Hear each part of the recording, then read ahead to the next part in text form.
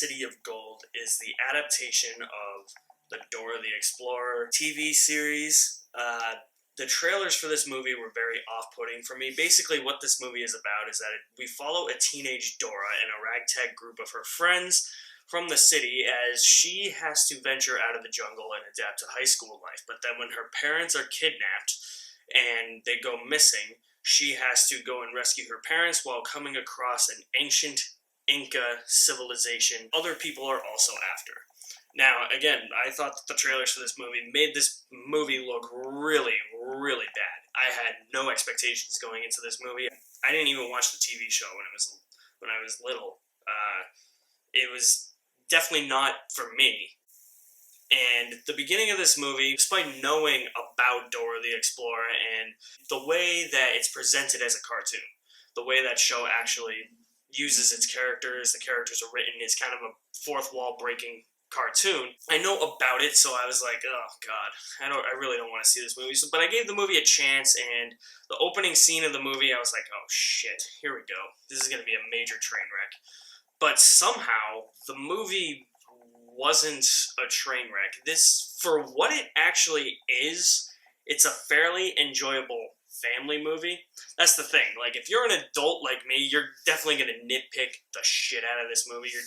You're just going to look at it and be like, there's so much wrong here. And I'm probably going to do that in this review. But if you watch this, if you actually have a family, like if you have a wife and kids, or a husband and kids, and you take your family to go see this movie, I think you'll all have a very good time. This isn't a great adventure movie. This isn't the best family adventure movie. No, I mean, you can easily watch, you can obviously watch Indiana Jones over this. That's right, 4. Any of the 4 Indiana Jones movies over this. National Treasure is a lot more fun than this, but I mean, for what this is, for what the target audience for this movie actually is, I think it works. Because it's directed more towards like elementary school kids, maybe kids that are on the cusp of becoming tweens, and really kind of need to know how to adapt to either middle school life and stuff like that, and real world problems. The thing about this movie is that it's, with movies like this, you got to have a lot of good world building, and there's some references and callbacks to the original show, but they just don't really.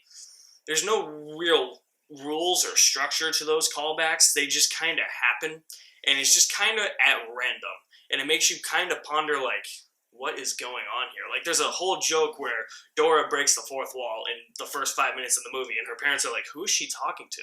And that doesn't really happen throughout the rest of the movie. The performances, for the most part, are fine. I mean, Isabella Moner, I thought she's fine. She's been fine in everything I've seen her in, except that monstrosity, because that is horrible. I hate that thing. She's horrible in that. Her character's horrible in that. Everything about that movie is just, ugh, I hate talking about that thing. I thought she was fine. She did a really good job as a teenage Dora, and I mean, for what it is, I mean, this is a movie that's not going to win any awards or anything, you know? The best parts of this movie I actually thought were Eva Longoria and Michael Pena as her parents. Michael Pena, he's an underrated comedic actor. He's got some really funny lines in here. Some funny lines that even I laughed at. The rest of the team, though, like the other teenagers, they're serviceable. I won't say they're good. The kid that plays Diego is really stoic. I gotta say that. He is really stoic. Kind of creepy at some points. This movie is definitely geared towards a younger demographic.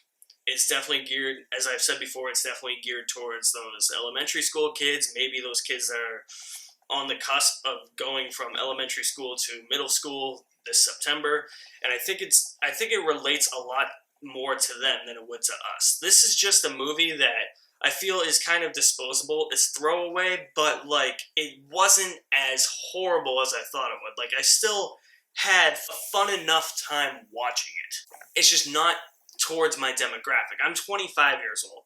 Like this is definitely geared more towards kids. And sometimes with movies like this, you gotta gear them more towards everybody. It's geared more towards family, but you also have to gear it towards people like myself, who are adults and want to really study the art of filmmaking like that. In this movie, you can just nitpick this movie to a crisp. It's a very predictable plot. You know every plot beat that's going to happen. You know the outcome of everything.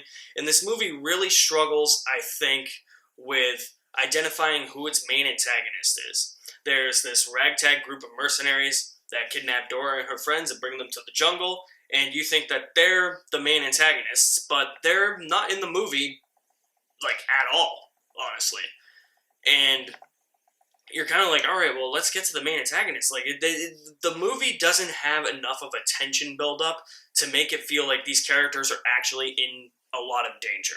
Like, there are some really fun action sequences to be had in this movie, but because there's a lack of a main antagonist throughout most of the movie, it just feels like these characters are never in danger. The tension is never there. The stakes, other than trying to get her family back, they never really rise to the occasion. They don't feel earned, if you know what I mean. And when you do learn who the main antagonist is, it's just like, yeah, I saw that coming from 100 miles away.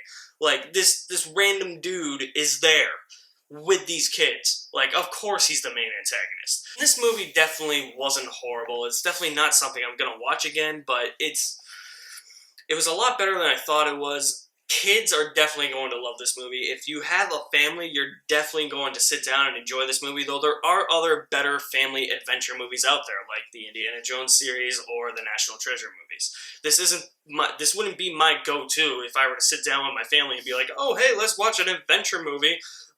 What do you guys want to watch? Let's watch Dora! Oh, yes, perfect choice. I'd be like, no, let's watch Indiana Jones and the Raiders of the Lost Ark or National Treasure over this. You know, it's something like that. I'm going to give Dora and the Lost City of Gold a C. It's not horrible. I really thought this movie was going to be a train wreck, but it surprised me, just not for me, honestly. And I wasn't really expecting it to be for me. I was definitely expecting it to be more geared towards kids, but the fact that I think families can enjoy this too says a lot about this movie, and it has a good message for that tween/preteen crowd. Guys, thank you for watching my review of Dora and the Lost City of Gold. Stay tuned for more reviews coming very soon. You guys are the best. I will leave all my links to my social media accounts in the description below. Thank you for watching. My name is Alex Madden. I'll see you at the movies somewhere.